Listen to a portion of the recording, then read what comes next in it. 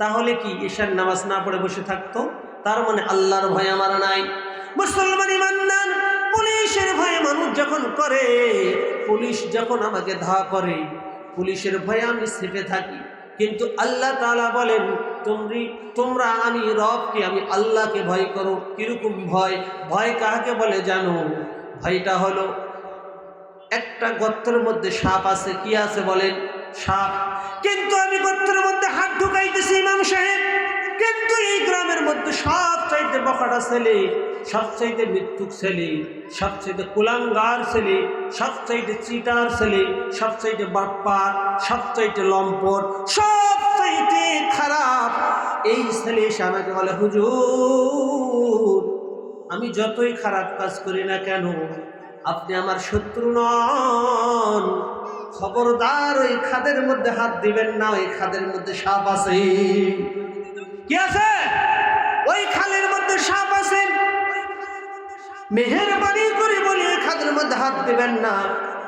আমি হুজুর জিন্দেগি তার হাত দেব না। কেন দিব না? অবশ্যই খাদের মধ্যে সাপ থাকতে পারে, আন্দার ঘরের সাপ, ঠিক কিনা বলেন? থাকতে পারে। তাহলে বলুন তো ভয় কাহাকে বলে? আমি কি ওই ছেলের কথা বিশ্বাস করলাম? না না না, আমি তো জানি ছেলেটা মিথ্যুক, ওই ছেলেটা লম্পট, ওই ছেলেটা চিটার, ওই ছেলেটা বাটপার, ওই ছেলেটা কুলাঙ্গার, ওকে আমি বিশ্বাস করিনি। কিন্তু আমি ভয় করেছি যদি সাপ থাকে তাহলে তো আমাকে দংশন করবে, ঠিক কিনা বলে? কথাটা মনে হয় বুঝাইতে পারিনি। এইটা হলো ভয়, এইটাই হলো ভয়। এই ভয়টা দিলের মধ্যে ফিট করতে হবে। আল্লাহ তাআলা বলেন ইত্তাকুল্লাহ, হে ঈমানদাররা তোমরা আমি রবকে ভয় করার মতো ভয় করো, এবং কি করো? তোমরা মুসলমান না হয়ে মৃত্যুবরণ করিও না। কি না হয়ে? মুসলমান না হয়ে মৃত্যুবরণ করিও না। আপনি আমি বলুন তো, আমি কতটুকু মুসলমানিত্ব অর্জন করেছি? আমি কতটুকু মুসলমান নিজেকে দাবি করি? ও মা, আপনার পায়ে হাত দিয়ে বলি, ও আমার বোনেরা, ও আমার বন্ধু, ও আমার চাচা জানেরা, একটু গভীর মনোযোগ। আমাদের দিলের মধ্যে ঢুকছে দুনিয়ার রোগ। আমরা বেমালুম আমার রবকে ভুলে গেছি, মাওলা পাককে ভুলে গেছি। আল্লাহর হুকুম থেকে আমি অনেক দূরে সরে আসছি, আল্লাহর কোরআন থেকে আমি অনেক দূরে সরে গেছি, ঠিক কিনা বলে? যদি তাই না হতো, এই ময়দানের মধ্যে এখনো পর্যন্ত মারামারি হয়। বলা হয়েছে যেখানে কোরআন এবং হাদিসের আলোচনা করা হয় এটা হলো জান্নাতের বাগান। আল্লাহু আকবার! এটা কিসের বাগান? জান্নাত তো সুখের জায়গা, কিন্তু সুখের জায়গার মধ্যে তো মন গোসা হওয়ার কথা নয়, মনের মধ্যে রাগ হওয়ার কথা নয়, ঠিক কিনা বলেন? তার মানেটা হলো কি?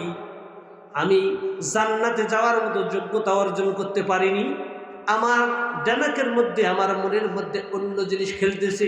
কোরআনী মজমার মধ্যে আমি বসা, তারপরে আমার মনটা কষা, ভালো লাগে না, ভালো লাগে না কোরআনী কথা। কেন লাগবে ভালো? আমার কলবটা হয়ে গেছে গুনাহ করতে করতে কালো, আমার মেশিনটা হয়ে গেছে নষ্ট। এই জন্য কোরআনী মজমায় বসতে আমার হয় কষ্ট, ইঞ্জিন নষ্ট হয়ে গেছে। হ্যাঁ মুসলমান ইমানদার, কতদিন চলবে এভাবে? কতদিন আর থাকবে এভাবে? কতদিন আমি বাহাদুরি করব? কতদিন আমি অহংকারে ডামাক ফকর করে আমি চলবো? আমার রব আল্লাহ তাআলা ডাক দে বলেন, হে দুনিয়ার বান্দা, তোমরা আমি রবকে ভয় করো আর মুসলমান হয়ে মৃত্যুবরণ করো। কাকে ডাক দিয়েছেন বলেন? মুসলমানকে ডাক দিয়ে বলেন, ইয়া আইয়ুহাল্লাযীনা আমানু, হে মুমিনেরা, হে বিশ্বাসীরা। আল্লাহ তাআলা মুমিনদেরকে ডাক দিয়ে বলেন, ইয়া আইয়ুহাল্লাযীনা কাফারু ইত্তাকুল্লাহ, হে কাফেররা তোমরা আমাকে ভয় করো। আল্লাহ তাআলা মুমিনকে ডাক দিয়ে বলেন, হে মুমিনেরা, তোমরা আমি রবকে ভয় করো, আমি মাওলা পাকের ভয় তোমার দিলের মধ্যে ফিট করো, ঠিক কিনা বলে? কাকে বলছেন? কেন বলছেন জানো? ক্লাসের মধ্যে যদি ভালো ছাত্র ক্লাসের সামনে বেঞ্চে না বসে, উস্তাদের মনটা খারাপ হয়ে যায়, ঠিক কিনা বলে? মুসলমান, আল্লাহ তাআলা কেন বলছেন আমাদেরকে মুসলমান হতে বলছেন? পরিপূর্ণ মুমিন হতে বলছেন, তারপরে মৃত্যুবরণ করতে বলছেন। আল্লাহ রাসূল সেইটাই বলেন, তোমরা মুমিন না হয়ে কবরে সফর করিও না। কবর তো সাব্বিসুর ঘর, কবরে নাই কোনো বাতি, নাই কোনো সাথী, কবরে নাই কোনো কম্বল খেতা। তাকিয়ে দেখো বাচ্চাদের নিচে কবর, পাওয়া যায় না কোনো খবর।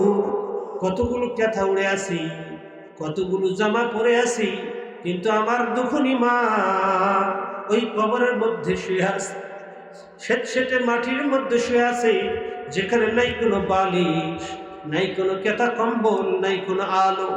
বলুন তো কেমনে আছেন, কিভাবে আছেন? আমার মা যদি জান্নাতি হয়ে যায়, তাহলে আমার মায়ের জন্য কবরটা হবে সুখের জায়গা। আর যদি আমার মা, আমার বাবা, আমার বন্ধু বান্ধব উস্তাদ যদি হয়ে যায় বদকার গুনাহগার, তার জন্য কবরটা হবে জাহান্নামের টুকরা। কবরে যদি জাহান্নামের টুকরা হয়ে যায়, বিষধর সাপ সাপকে দংশন করবে। কবরের মধ্যে আমি যখন ঢুকবো, কবরে আযাব যখন আমাকে শুরু করে দিবে, আযাব দিতে লাগবে। কবরে দুই দিকের মাটি আমাকে এমন চাপ দিবে, আমার হাত হাড্ডি সব ভেঙে চুরমার হয়ে যাবে। মানুষ ডাক দিয়ে বলে, মালিক আমার রব, তুমি আমাকে 2টা মিনিট দুনিয়াতে সুযোগ দাও। আল্লাহ, আমি 2 মিনিট সময় পেয়ে আমি তোমার গোলামি করব। আমার জিন্দেগির সমস্ত সঞ্চয়কৃত মালগুলো তোমার রাস্তায় আমি সদকা করব, দান করব। আমাকে 2 মিনিট সময় দিবা। এই 2 মিনিটে বড় সিজদা তোমার কুদরতি কদমে আমি দিব, দিয়ে রব তোমাকে আমি খুশি করব, মুমিন হয়ে আবার আসব। আল্লাহ তাআলা বলবেন, কাল্লা, কখনো নয় না ফরমান, তোমাকে আমি 60 থেকে 70 বছরের জিন্দেগির হায়াত দিয়েছিলাম।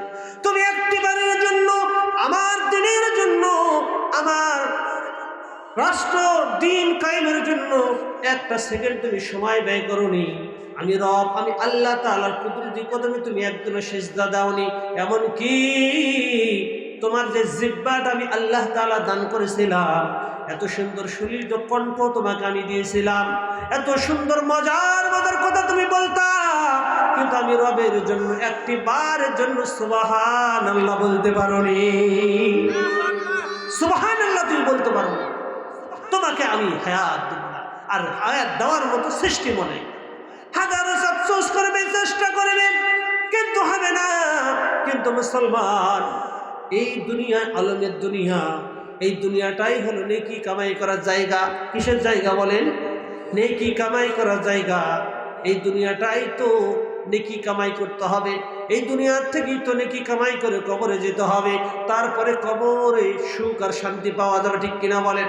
যা বলছিলাম মুসলমান, যে সন্তান সন্ততির জন্য হালাল হারাম মান বিছনা করে মাথার ঘাম পায়ে ফেলে টেকনাফ থেকে তেতুলিয়া ছুটাছুটি করছি, খোদার কসম করে বলি, এই সন্তান, এই সম্পত্তি, আমার স্ত্রী, আমার পুত্র, এই টাকা পয়সা অট্টালিকা আমার কি পরকালে কাজে আসবে? আসবে না। আল্লাহ তাআলা বলেন, ইয়াউমা ইয়ানফাউ মালু ওয়ালা বানুন, এই সন্তান সন্ততি তোমার কোনো কাজে আসবে না, কোনো কাজে আসবে না, একটাও কোনো কাজে আসবে না। তবে আসবে একটা জিনিস, ইল্লা মান আতাল্লাহা বিকলবিন সালিম।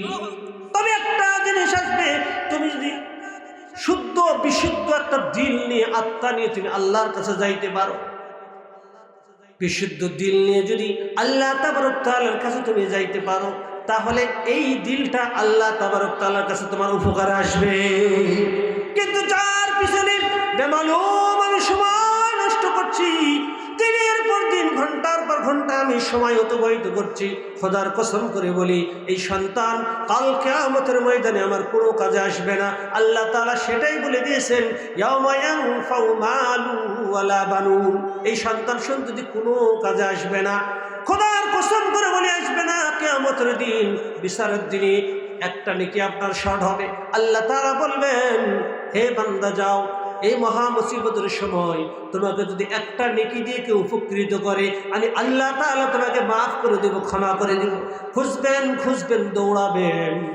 সে মনে করবে আমি যার জন্য বেশি পরিশ্রম করেছি, আমার প্রাণের প্রিয় সেই স্ত্রী, তার কাছে আমি যাই, তাকে যা বলি, তাকে যা বলবে, বিবি আমার, হে প্রাণের প্রিয় সেই স্ত্রী। মা বোনেরা গভীর মনোযোগ, কথাটা ভালো করে বুঝবেন, কথাটা ভালো করে শুনবেন, এই কথাটা একটু মনোযোগ দিয়ে শুনবেন। তখন স্ত্রী বলবে কি জানেন?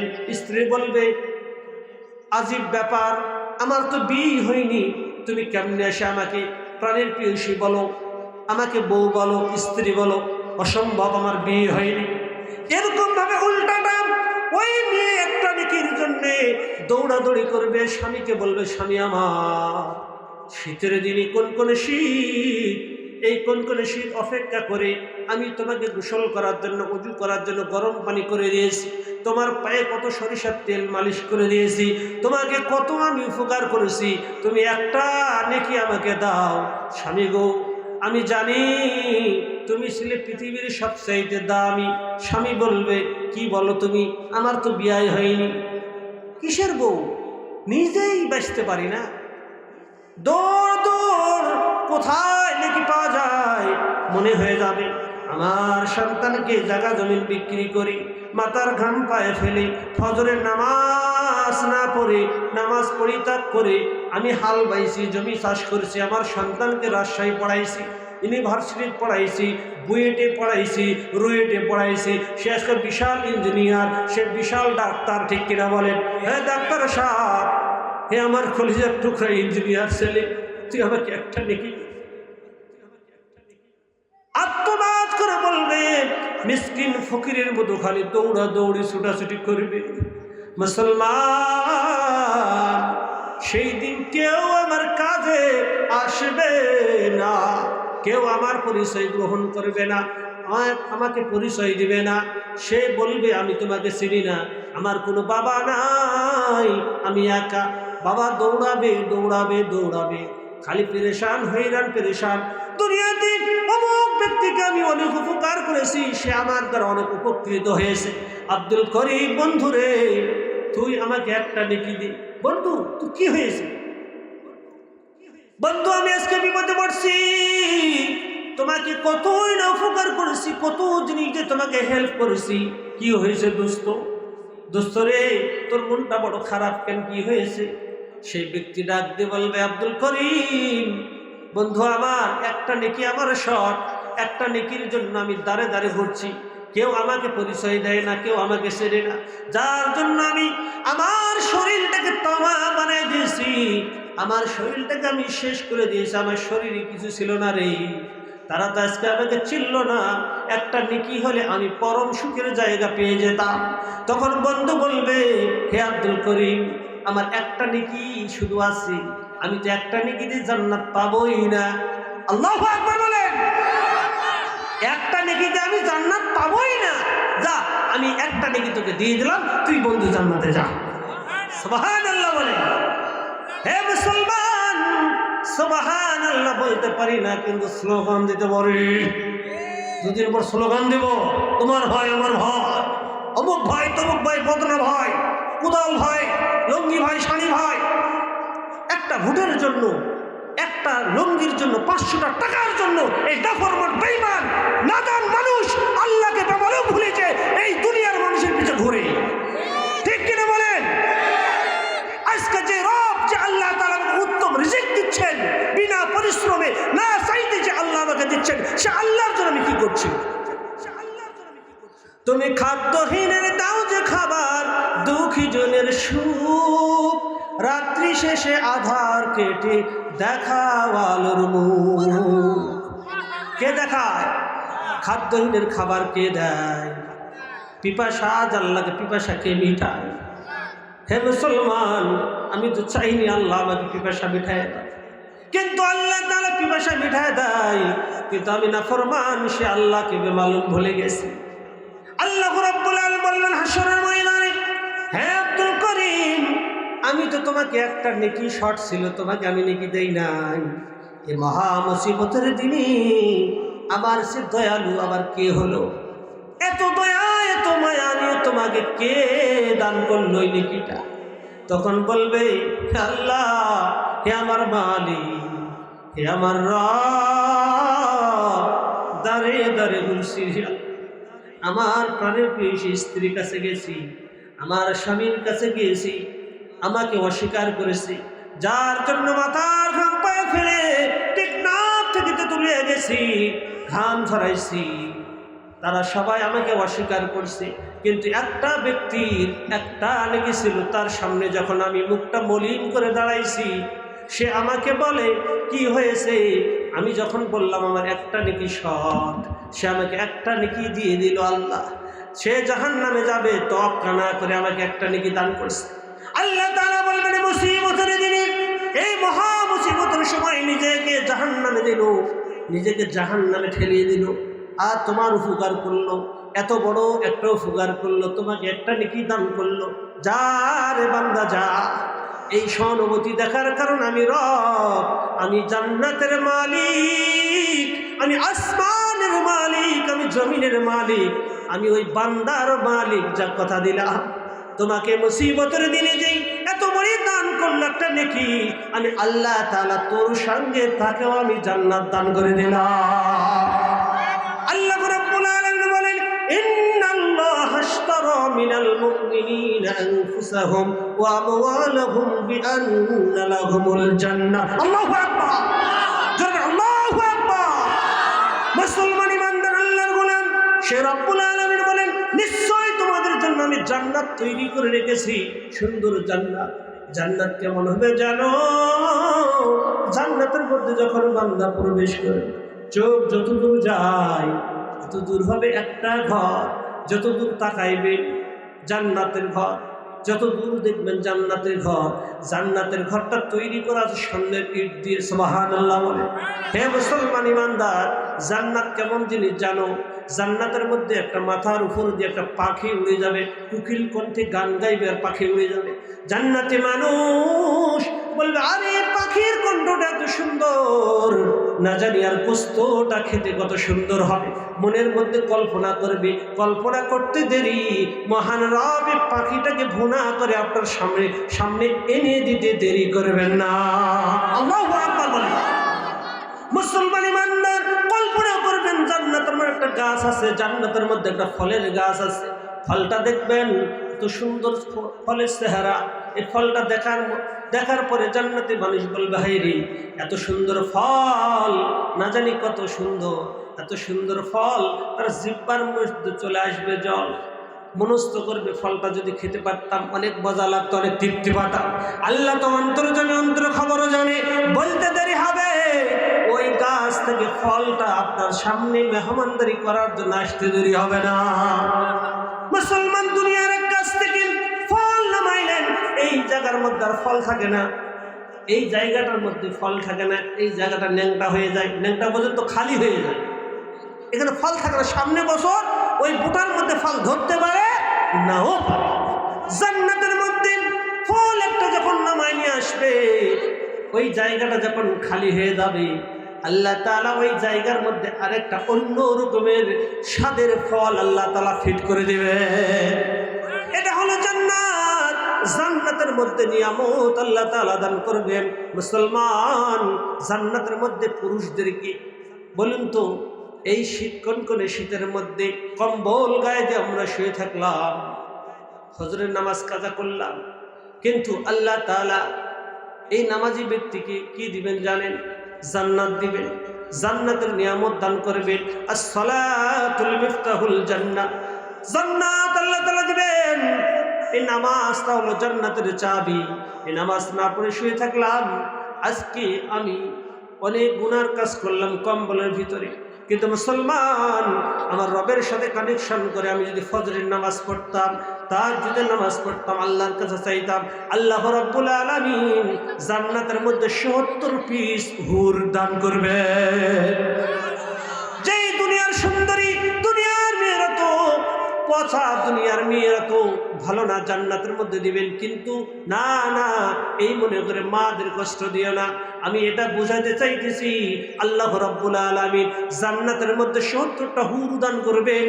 ও মা, ও আমার বোনের এমন খারাপ করেন না, যারা নেককার স্ত্রী হবে জান্নাতের মধ্যে আল্লাহ রাব্বুল আলামিন এই হুরদের সরদারিনী করে আমার বউকে বানায় দেবে। সুবহানাল্লাহ বলেন। হে মুসলমান, আল্লাহর গোলাম, যা বলছিলাম আল্লাহ তাবারক তাআলাকে খুশি করতে হলে, মালিকের জান্নাত পাইতে হলে আমাকে জান এবং মাল আল্লাহর রাস্তায় ব্যয় করতে হবে। করতে পারবো না ইনশাআল্লাহ? হে মুসলমান ইমানদার, জান কিভাবে আল্লাহর রাস্তায় ব্যয় করব? এই জীবনটা আল্লাহর জন্য আমি খরচ করব, আল্লাহর জন্য আমি সময় দিয়ে দেব। আল্লাহ তাআলা মাল দিয়েছেন, আল্লাহর জন্য আমি মাল ব্যয় করব। তাহলে আল্লাহ পাক আমার উপর খুশি হয়ে যাবে, আপনার উপর খুশি হয়ে যাবে। মুসলমান ইমানদার আল্লাহর গোলাম, আজকে মজমার আয়োজন করা হয়েছে, আগামী কাল কি মজমাটা থাকবে? কথা বল না কেন? থাকবে? আমি যদি আগামীকাল এসে বলি আমি আরে না ওয়াজ করবো না, মাইকটা লাগাতো, লাগারে ভাই, লাগাবে? শোনেন তো, ওই পরিবেশ তৈরি করা যাবে না, হবে? তো যেই আমরা নির্বোধ মানুষগুলো এখনো এই মাহফিল পরিত্যাগ করি, দোকানে মোড়ে বাজারে এখনো যারা বসে আছে, তাহলে আমার কপালটা পুড়ছে না পড়িনি? পড়ে যায়নি? পড়ছে না পড়িনি? বলে পুড়ে গেছে। আগামীকাল যদি এই মজমাটা আমি চাই তাহলে সম্ভব হবে না, আজকেই সম্ভব। এই পাটকাঠি শিবপুর মাদ্রাসা এই মাহফিলটা আমার জন্য নাজাতের কারণ হতে পারে। কথা কয় না? সবাই বলেন ঠিক কি না? এটা নাজাতের কারণ হইতে পারে। আজকে এই মাহফিলটাকে আমি অবজ্ঞা করলাম, এই মাহফিলটাকে অবহেলা করে আমি ছেড়ে দিলাম। বলুন তো, আমি যদি ফজরে মারা যায়, আল্লাহ যদি বলেন তুই সারাদিন নামাজ পড়িস নি, কোনো সমস্যা নাই, তুই দান সাদকা করিস নি, কোনো সমস্যা নাই, তুই আমাকে ডাকিস নি, কোনো সমস্যা নাই, তুই আল্লাহর রসুল আমার পেয়ারা হাবিবকে কোনোদিন মহব্বত করিস নি, সমস্যা নাই, কিন্তু তুই যদি একটা হিসাব দিতে পারিস কি আল্লাহ পাটকাঠি মাদ্রাসার ময়দানে কোরআন এবং হাদিসের আলোচনা হয়েছিল, সেই সময়টা তুমি কি দিয়েছো? সেই জায়গার মধ্যে তুমি কি বসছো? এই হিসাবটা তুমি যদি দিতে পারো আর তুমি যদি বসো, আমি আল্লাহ তোমাকে মাফ করে দেব। আল্লাহ পারে না? পৃথিবীর কেউ যেটা পারে না সেটা পারে কে? কে পারে? আল্লাহ সেটা পারে না? এই পৃথিবী তো সবই নকল, আসল কি? আসল কি? এই পৃথিবীর সব কিছু নকল। আমরা গোলাম একমাত্র হব আল্লাহ। কার হব? আল কোরআনের সৈনিক আমি, আল কোরআনের সৈনিক আমি, এই তো পরিচয়, এক আল্লাহর গোলাম আমি, এই তো পরিচয়। আল কোরআনের সৈনিক আমি, নেই কো পরাজয়, এক আল্লাহর গোলাম আমি, এই তো পরিচয়।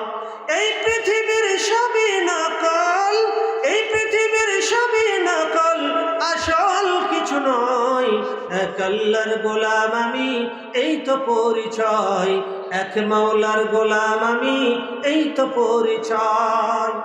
কোরআন হাদিস শাসনতন্ত্র রাসূল আমার নেতা, উৎসগমর চির অম্লানে ইতিহাস বিরগাতা। কোরআন হাদিস শাসনতন্ত্র রাসূল আমার নেতা। নেতাকে কোরআন হাদিস শাসনতন্ত্র রাসূল আমার নেতা, উৎসগমর চির অম্লানে ইতিহাস মুরগাতা। এই পৃথিবীর সবই নকল, এই পৃথিবীর সবই নকল, আসল কিছু নয়, এক আল্লাহর গোলাম আমি, এই তো পরিচয়, এক মাওলার গোলাম আমি, এই তো পরিচয়। জীবনের চেয়ে ইমানের দাম জানো অনেক বেশি, তবে কেন ইমান ছেড়ে জীবন পেয়ে খুশি? জীবনের চেয়ে ইমানের দাম জানো অনেক বেশি, তবে কেন ইমান ছেড়ে জীবন পেয়ে খুশি? তোমার ওই ইমানের মাঝে আছে, তোমার ওই ইমানের মাঝে আছে মুনাফিকের জয়। বলেন এক আল্লাহর গোলাম আমি, এই তো পরিচয়। এক আল্লাহর গোলাম আমি, এই তো পরিচয়। কার গোলাম আমি? কার গোলাম? কিন্তু গোলামি করছি কার? দুনিয়ার গোলামি করছি। দুনিয়ার পিছনে আমি আমার জীবনকে পরিচালিত করছি। সরকার দু আলম নবী বলেন হব্বুদ দুনিয়া রাস কুল্লি খতিয়া। দুনিয়ার মহব্বত হলো সমস্ত গুনাহের মূল। আজকে দুনিয়ার মোহে পড়ে, দুনিয়ার মহব্বতে পড়ে আমি বেমালুম আল্লাহকে ভুলে গেছি। আজকে দুনিয়ার মহব্বতে পড়ে আমি হালাল হারাম সব ভুলে গেছি। আজকে দুনিয়ার মহব্বত পড়ে, দুনিয়ার মহব্বতে আমার বিবির মহব্বতে পড়ে আমার মাকে ভুলে গেলাম, আমার বাবাকে ভুলে গেলাম। হে মুসলমান, একটা কথা বলি শেষ করে দিব। আল্লাহ তাআলা বলেন উদখুলু ফিস-সিলমি কাফা। হে মুসলমান, আল্লাহ তাআলা ডাক দিয়ে বলেন তোমরা পরিপূর্ণভাবে ইসলামের মধ্যে দাখিল হও, তোমরা কমপ্লিটলি ভাবে ইসলামের মধ্যে দাখিল হও। আজকে তুমি নামাজ পড়ছো, আজকে তুমি রোজা করছো না, আজকে তোমার উপর যাকাত ফরজ হয়েছে, যাকাত দিচ্ছ না। তুমি মুসলমান, তোমার উপর আল্লাহ তাআলা হজ ফরজ করে দিয়েছেন, তুমি হজ করলে না, জেনে রাখো, মনে রাখো, তুমি যদি হজ না করে কবরে যাও, আল্লাহ রসুল বলেন ইহুদ নাসারা হয়ে তুমি বললে। মুসলমান ইমানদার আল্লাহর গোলাম, আল্লাহ তাবারক তাআলাকে যদি পাইতে হয়, আমার মালিকের কাছে যদি আমি যাইতে চাই, আমার আল্লাহ তাআলার নৈকট্য অর্জন করতে চাই, তাহলে আমাকে কি করতে হবে জানো? পরিপূর্ণভাবে ইসলামের মধ্যে প্রবেশ করতে হবে। উদখুলু ফিস-সিলমি কাফা। আমি নামাজ পড়ছি, মুনাফিকের সাথে ঘুরছি, আমি হাজী সাহেব, আমি মুফতি সাহেব, আমি কারি সাহেব, আমি মুশরিকের সাথে ঘোরাফেরা করছি। খোদার কসম করে বলি বন্ধু, আগামী 12 তারিখ আমাদের ইমানি পরীক্ষা হবে। এই কথা বলি করে দেবো শেষ, আমি হয়ে যাব নিরুদ্দেশ। তৈরি করবেন প্রধান বক্তা, সুন্দর পরিবেশ, ঠিক কিনা? আমি এই কথা বলবো।